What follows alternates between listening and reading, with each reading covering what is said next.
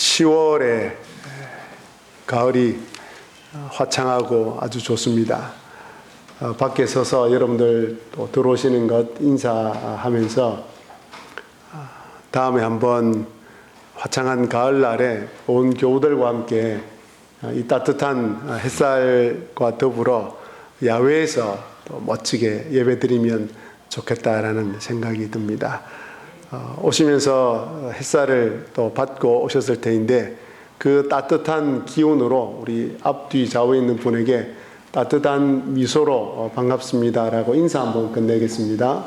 반갑습니다. 네, 반갑습니다. 인사 안 하실 거예요.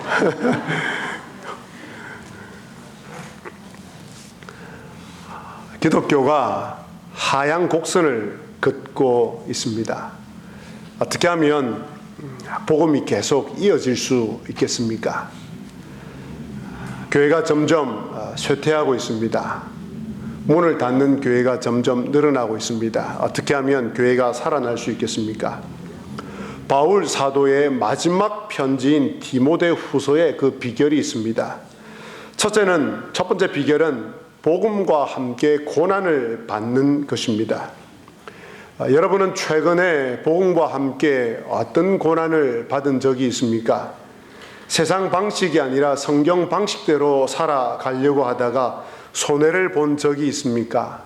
아주 잘 하셨습니다. 복음을 지켜내신 것입니다. 둘째는 다른 사람에게 복음을 전할 수 있는 충성된 사람이 되는 것이 비결입니다. 저는 지세포 교회의 장로님들, 권사님들, 또 안수 집사님들, 또 구역장님들, 또 교사들 모두가 다른 사람들에게 복음을 가르칠 수 있는 충성된 일꾼들이라 생각을 합니다. 적어도 실력을 갖춘 분들이라는 생각을 갖고 있습니다. 더 잘 말씀을 배워서 다른 사람들에게 복음을 잘 가르칠 수 있는 충성된 일꾼들이 되시기를 바랍니다. 무엇보다도 충성된 일꾼이 되면 다른 사람들에게 복음을 가르치기 전에 먼저 자신에게 굉장히 유익과 축복이 있습니다. 하나님 나라는 감추인 보화와 같다고 했습니다. 그래서 하나님 나라의 복음을 제대로 이해하고 제대로 알면 수많은 보화를 얻을 수 있습니다. 또한 복음의 깊이를 더 깊이 알게 되면 풍성한 삶을 누릴 수 있습니다. 복음이 주는 엄청난 유익을 누릴 수 있습니다. 요한복음 10장 10절에 보면 내가 온 것은 양으로 생명을 얻게 하고 더 풍성히 얻게 하려는 것이라 라고 말씀을 하고 있습니다. 예수님께서는 이 땅에 오셔서 우리로 하여금 생명을 주셨을 뿐 아니라 이 생명을 풍성하게 누리도록 하셨습니다. 이 풍성한 생명을 누리려면 복음에 대해서 더 깊이 알아야 합니다. 그렇다면 주일 오전 예배뿐 아니라 주일 오후 예배와 수요일 예배와 할 수만 있으시면 새벽 기도에 나오셔서 하나님 나라에 대한 복음 그리고 이 성경 말씀을 더 깊이 배우셔서 영적인 유익을, 영적인 복을 또한 풍성한 은혜를 얻어가시기를 정말 부탁을 드립니다. 자, 이제 디모데후서 3장에 와서 복음을 지키는 세 번째 비결을 바울 사도가 들려주고 있습니다. 그 세 번째 비결은 3장 14절에 나오는데 너는 말씀을 배우고 확신하는 일에 거하라입니다. 그런데 바울 사도는 말씀을 배우고 확신한 일에 거하라라고 하기 전에 그 말씀을 배우고 확신한 대로 살아가야 하는 이 세상이 어떤 세상인지를 먼저 이야기합니다. 왜 이 이야기를 말씀드리냐면 말씀을 배우고 확신하며 살아가야 할 이 세상이 만만치 않다는 겁니다. 말씀을 배우고 확신하며 살아갈 수 없도록 이 세상이 지금 흘러가고 있다는 것입니다. 자, 그러면 바울 사도가 이야기하는 이 세상의 모습이 어떠합니까? 2절입니다. 사람들이 자기를 사랑하며 자, 이 말은 다른 사람을 섬기기 위해서 자신을 희생하지 않는 태도를 말합니다. 이것이 세상의 모습이라고 말합니다. 우리 사회가 예전과는 비교할 수 없을 만큼 갈수록 이기주의가 되어 갑니다. 상대방을 배려하지 않습니다. 상대방이 싫다고 해도 자신이 하고 싶은 대로 합니다. 반대로 교회는, 그리고 교회의 성도들은 이런 세상을 닮아가지 않으려고 몸부림칩니다. 자신을 희생제물로 내어주신 예수님을 본받아서 이 세상 속에서 자신을 희생하려고 합니다. 이런 교회가 있기에 이 세상은 소망이 있습니다. 여전히 소망이 있습니다. 우리 지세포 교회가 있기에 지세포와 거제시가 소망이 있습니다. 야, 신기하네요. 야, 아멘을 안 하시네요. 자신이 없습니까? 자신이 없어도 괜찮습니다. 아마 여러분들 스스로 내가 이렇게 부족한데 나 때문에 이 지세포가 소망이 있다고? 이 거제시가 소망이 있다고? 나는 별 볼 일 없고 보잘것없는데 라는 생각이 드실 것입니다. 그러나 하나님은 그렇게 보시지 않습니다. 하나님께서는 예수 그리스도의 삶을 따라 다른 사람을 위해 희생하며 살아가려고 하는 성도들이 모인 이 지세포 교회로 말미암아 이 지세포와 그리고 이룬면과 거제시가 소망이 있다고 말씀하십니다. 두 번째로 세상은 돈을 사랑합니다. 중요한 이야기입니다. 하나님 다음으로 중요한 이야기가 뭔지 아십니까? 돈 이야기입니다. 아이고, 목사님은 돈을 좋아하시나 봐요. 네, 저는 돈을 좋아합니다. 성경적이기 때문에 말씀드립니다. 돈은 나쁜 것이 아닙니다. 돈은 필요하고 소중한 것입니다. 돈은 하나님께서 사회를 이끌어가고 그리고 사회를 구성하고 사회가 움직여 나가는 재화로 우리에게 주신 것입니다. 예수님께서 돈에 대해서 어떻게 말씀하셨는지 아십니까? 하나님과 돈을 겸하여 섬길 수 없다라고 말씀하셨습니다. 자, 그렇다면 예수님께서는 이 돈을 하나님과 동등한 위치에 놓고 있습니다. 그 어떤 것도 하나님과 대등한 자리에 둔 적이 없습니다. 그런데 예수님께서 너희들 하나님과 돈을 겸하여 섬길 수 없다라고 하실 만큼 돈은 하나님과 대등한 위치에 놓일 만큼 힘이 있습니다. 그래서 모든 사람은 하나님을 안 섬기면 돈을 섬기게 됩니다. 그래서 많은 사람들이 돈에 끌려다닙니다. 그래서 하나님 다음으로 힘이 있는 것이 돈입니다.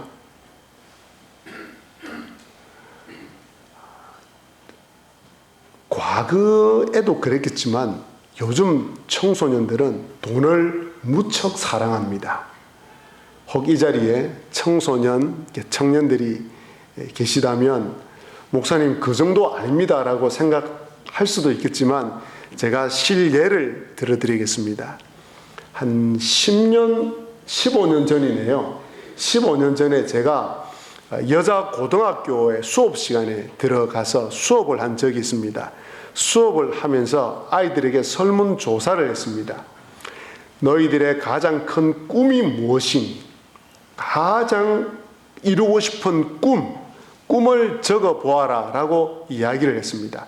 그리고 그 설문조사를 제가 그 자리에서 거두어서 바로 그 자리에서 읽어가면서 아이들의 꿈에 대해서 설명을 하고 도와주는 시간을 제가 가졌습니다. 그런데 놀랍게도 아이들의 가장 큰 꿈이 무엇인지 아십니까?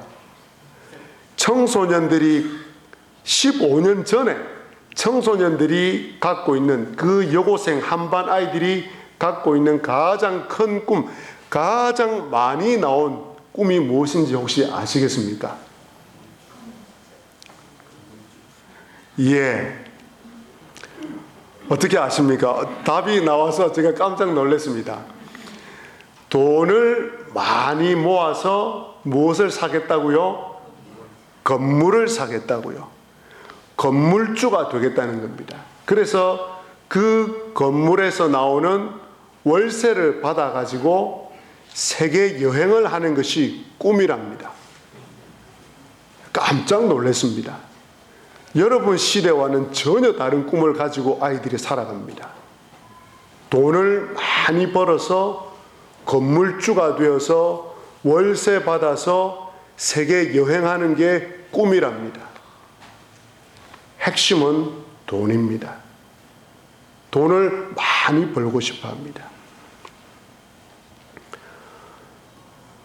그리고 나서 제가 이제 나온 질문 가운데 그 꿈이 돈인데 돈 가지고 뭐 할 거냐 그러니까 건물 사서 이제 월세 받아서 세계 여행 그랬는데 그 나온 설문조사 가운데 한 명이 돈을 많이 벌어서 11조 하겠다는 한 명이 딱 이렇게 자기는 돈을 많이 모아서 11조 하고 그 다음에 이걸 가지고 자기도 그 건물을 사겠다고 이야기를 했습니다. 돈은 중요합니다. 필요합니다. 소중합니다. 그러나 성도는 돈을 하나님보다는 사랑하지 않아야 합니다. 돈을 하나님보다 사랑하지 않는 사람이 성도입니다. 돈보다 하나님을 더 의지하는 사람이 성도입니다. 성도만이 유일하게 이 고백을 합니다. 돈 없어도 살 수 있지만 하나님 없으면 살 수 없다. 이 고백 하시죠? 에이, 목사님, 돈 없으면 살 수 없지 무슨 하나님 없으면 살 수 없다고 말씀합니까? 자, 여러분 마음속 양심을 가지고 솔직히 말씀하십시다. 돈 없으면 살 수 없습니까? 하나님 없으면 살 수 없습니까? 대답을 안 하시는 분은 지금 갈등하고 계시는.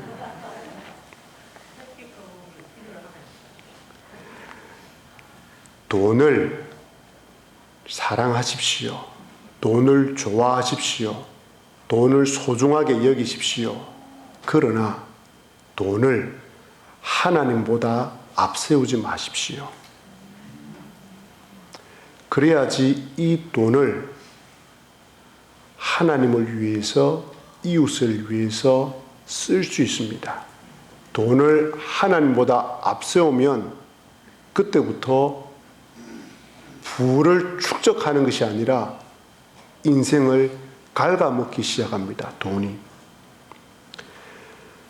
여러분들의 그 고백이 정직하다는 것을 무엇으로 확증해 볼 수 있냐면 헌금을 통해서, 헌금 생활을 통해서 알 수 있습니다. 세상에 있는 분들이 정말 이해가 안 간다고 하는 것이 이 헌금입니다. 11조 헌금, 주일 헌금, 감사 헌금, 생일 헌금, 선교 헌금, 신방 헌금, 이것도 부족해서 여러 가지 제목으로 헌금을 드리는 성도를 세상 사람은 이해를 하지 못합니다. 그런데 성도가 되면, 하나님의 백성이 되면 이 헌금을 하면서 자신을 이상하게 생각하지 않습니다. 참 신기합니다. 영국에 스펄전 목사님이 계십니다. 하루는 설교를 하시면서 성도 여러분, 돈을 많이 버십시오 라고 이야기를 하자 앞에 앉아있던 부자 영감님이 아멘 그러더랍니다. 큰 소리로. 그러고 나서 이제 스폴전 목사님 그 다음에 여러분 그 많이 번 돈을 저축하십시오 그러니까 이 부자 영감님이 또 아멘 그러더랍니다. 그리고 이제 세 번째로 그 저축한 돈을 이웃을 위해서 많이 사용하십시오 그러니까 부자 영감님이 기어 들어가는 목소리로 아멘 그러더랍니다. 이것이 교회 속에 있는, 교회 안에 있는 세상 사람들의 모습입니다. 진정한 성도는 이 마지막 질문에도 큰 소리로 아멘을 할 줄 아는 분들입니다. 같이 한번 연습을 해보겠습니다. 사랑하는 지세포교회 교우 여러분, 돈을 많이 버십시오. 아이고야, 그래갖고 돈 많이 벌겠습니까? 많은 사람들을 위해서 쓰셔야 되는데 그 돈을 많이 저축하십시오. 그 돈을 많은 이웃을 위해서 사용하십시오. 감사합니다. 그 다음 세상의 모습은 자랑하며 교만하며 비방하며입니다. 이 자랑하며 교만하며 비방하며 이 세상의 모습은 이 세 가지는 거의 항상 붙어 다닙니다. 남을 잘 비방하는 사람은 자신이 남보다 잘하거나 잘난 것이 있다고 생각하기 때문입니다. 이런 사람은 자기 자녀, 자기 재산, 자기 학벌 등 자기 자랑을 많이 합니다. 이 모든 것은 어디서 출발하냐면 교만에서 출발합니다. 이것이 세상의 모습입니다. 이 교만이 얼마나 무서운 것이었던지 잠언 말씀에서는 교만이 패망의 선봉이라고 말할 정도입니다. 그 다음 세상이 어떤 모습이냐면 부모를 거역하며 감사하지 아니하며 거룩하지 아니하며 3절 무정하며 원통함을 풀지 아니하며 모함하며 절제하지 못하며 사나우며 선한 것을 좋아하지 아니하며 4절 배신하며 조급하며. 지금 배우고 확신하는 일을 가지고 세상을 살아가야 되는데 그 살아가야 될 세상이 어떠하다는 것을 지금 우리가 알기 위해서 이 말씀을 듣고 있는 중입니다.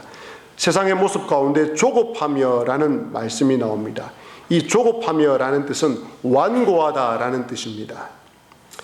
그렇게 하지 말라고 해도 고집을 꺾지 않는 것이 완고함입니다. 사람은 신이 아니기 때문에 신이 아닌 이상 자신의 말과 행동이 결코 100% 옳을 수가 없습니다. 그런데 세상 사람들은 자신이 하는 말과 행동에 대해서 이게 옳다, 이게 그르다, 이게 맞다, 이게 틀리다라고 언제나 이야기를 하고 그리고 고집을 피웁니다. 왜냐하면 성경에 나오는 이 절대적 진리를 모르기 때문에 자신이 말하고 생각하는 것이 옳다라고 이야기하고 그 고집을 꺾지 않습니다. 그런데 성도는 어떤 사람인 줄 압니까? 하나님 말씀에 비추어서 하나님 기준에 비추어서 그것 아냐라고 하면 고집을 꺾는 사람이 바로 성도입니다. 이것이 하나님께서 기뻐하시는 일인가? 이것이 하나님께 영광이 되는 일인가? 이것이 사람을 살리는 일인가? 라는 이 질문 앞에서 자신의 말과 생각을 비추어 보고 틀렸으면 이 고집을 꺾는 사람이 성도입니다. 꺾을 줄 아는 사람이 성도입니다. 자, 그 다음 또 세상은 자만하며 쾌락을 사랑하기를 하나님 사랑하는 것보다 더하며 5절 경건의 모양은 있으나 경건의 능력은 부인하니. 이 5절이 무섭습니다. 바로 저와 여러분들에게 해당되는 말씀이 이 5절 말씀이기 때문에 그렇습니다. 바울 시대에 바울 사도가 이 편지를 기록하면서 바울 시대 교회 안에도 이런 사람들이 있었다는 것입니다. 경건의 모양은 있으나 경건의 능력은 부인하는 사람들. 이 사람들은 경건의 모양은 있기 때문에 주일 예배 잘 참석합니다. 헌금 잘 드립니다. 찬송 잘 부릅니다. 기도 잘 합니다. 기도 시간에 아멘이라고 합니다. 하지만 경건의 능력을 부인하는 사람입니다. 그래서 경건의 능력이 없는 사람입니다. 경건의 능력이 없다는 말은 종교적인 형식만 있을 뿐 예수님의 삶과 인격을 닮아가려고 하지 않는다는 뜻입니다. 예수님이 자신의 주인이 아니기 때문에 자기 마음대로 예배를 드리고 자기 마음대로 봉사를 하는 사람입니다. 한국 교회는 외적인 종교적 경건을 참 오랫동안 강조를 했습니다. 새벽 기도를 비롯한 많은 예배와 헌금, 기도, 특별 새벽 기도, 봉사 등등 외적인 종교적 경건을 강조했습니다. 이 모든 외적인 종교적 경건은 매우 중요합니다. 왜냐하면 내용을 담는 그릇이기 때문입니다. 이 외적인 종교적 모양을 터부시하면 안 됩니다. 아주 중요합니다. 그런데 정작 내용에 해당하는 경건한 말과 행동, 세상과 구별된 생활, 예수님의 인격과 가르침을 닮아가는 것은 많이 강조하지 않았습니다. 그러다 보니까 그릇은 예쁜데 그 안에 있는 내용물이 없습니다. 내용물이 없다는 이 말을 여러분 가볍게 여기시면 안 됩니다. 예수님 당시에 바리새인들과 종교 지도자들이 있었습니다. 예수님께서 이 사람들을 향해서 외식하는 자들아라고 아주 호통을 쳤습니다. 왜냐하면 이분들은 그 누구보다도 외적인 종교적 경건이 탁월했던 사람들입니다. 이 사람들보다 예배를 잘 드린 사람이 없습니다. 이분들보다 기도를 잘한 사람이 없습니다. 이분들보다 헌금을 자주 하고 많이 한 사람이 없습니다. 이분들보다 금식을 많이 한 사람이 없습니다. 외적으로 볼 때 정말 탁월한 경건의 능력을 가진 사람들입니다. 그런데 예수님께서 이들을 향해서 뭐라고 말씀하셨습니까? 독사의 자식들아, 그렇게 이야기합니다. 이 외식하는 자들아, 독사의 자식들아, 너희들 때문에 주님께로 오려고 하는 사람들이 너희들 때문에 오지 못하고 있다라고 정말 호통을 치십니다. 여러분, 예수님이십니다. 인자와 긍휼로 가득 차신 분이 독사의 자식들이라고 그들을 혐오했을 정도면 이 외적인 종교적 경건만 있고 내용물이 없는 것이 얼마나 무서운 일이라는 것을 우리는 알아야 합니다. 왜 그런 줄 아십니까? 하나님과 상관이 없는 사람들이기 때문에 그렇습니다.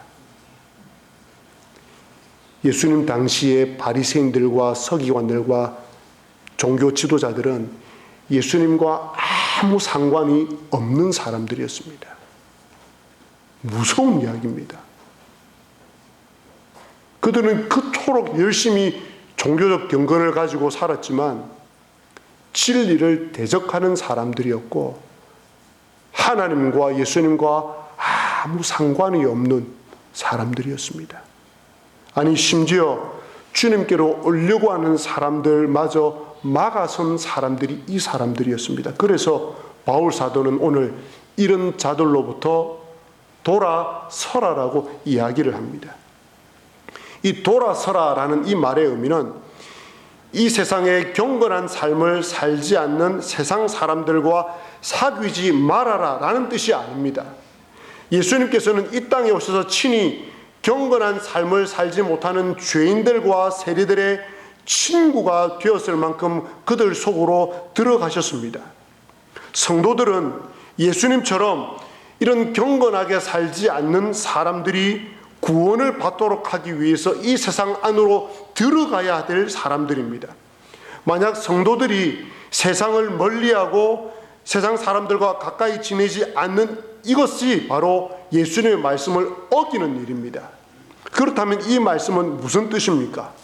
교회 안에서 바리새인들과 종교 지도자들처럼 위선적인 사람들, 종교적 경건만 있고 도덕적인 삶이 없는 사람들, 생활에 거룩이 거의 없는 사람들, 교회의 질서를 어지럽히는 사람들, 이 사람들과는 도무지 사귀지 말라는 의미입니다. 사귀면 그들을 따라가기 때문에 그렇습니다. 자, 그렇다면 오늘 말씀을 근거로 볼 때 바울 사도가 그 당시 경건의 모양은 있지만 경건의 능력을 부인하는 이 사람들이 있음을 알고 이 이야기를 했다면 오늘날 교회 안에 경건의 모양만 있고 경건의 능력을 부인하는 사람이 있다 없다? 있다입니다.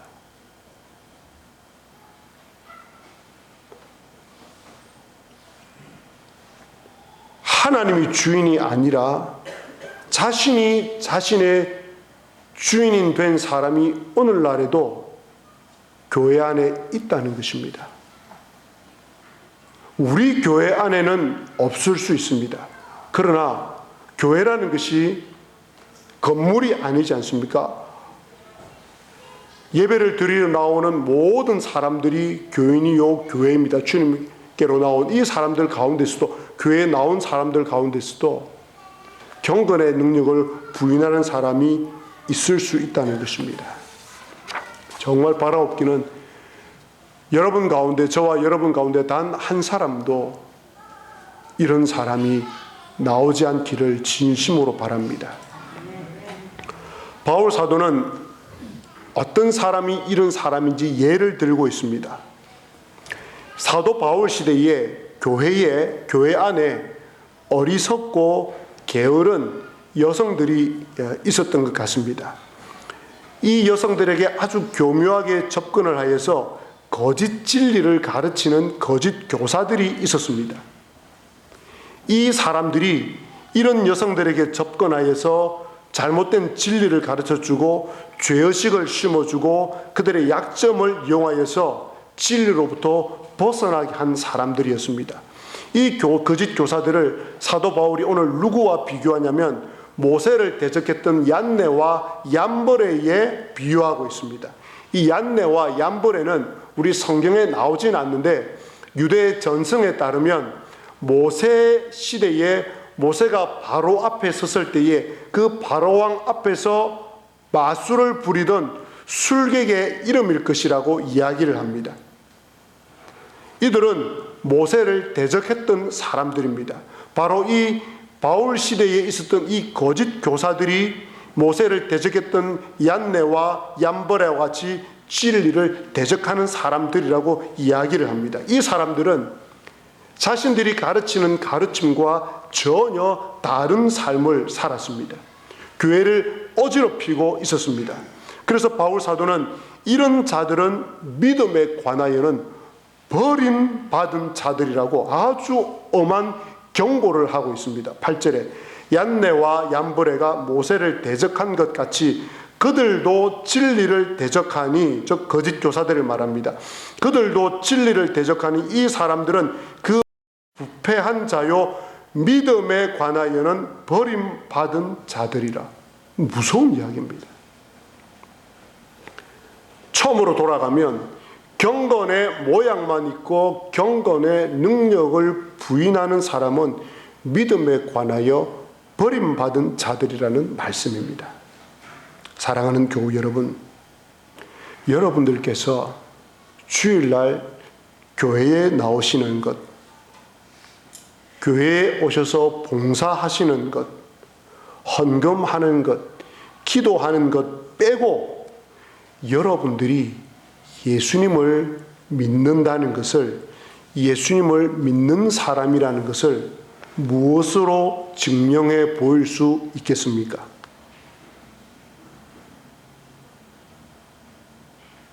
한번 생각해 보시기를 바랍니다.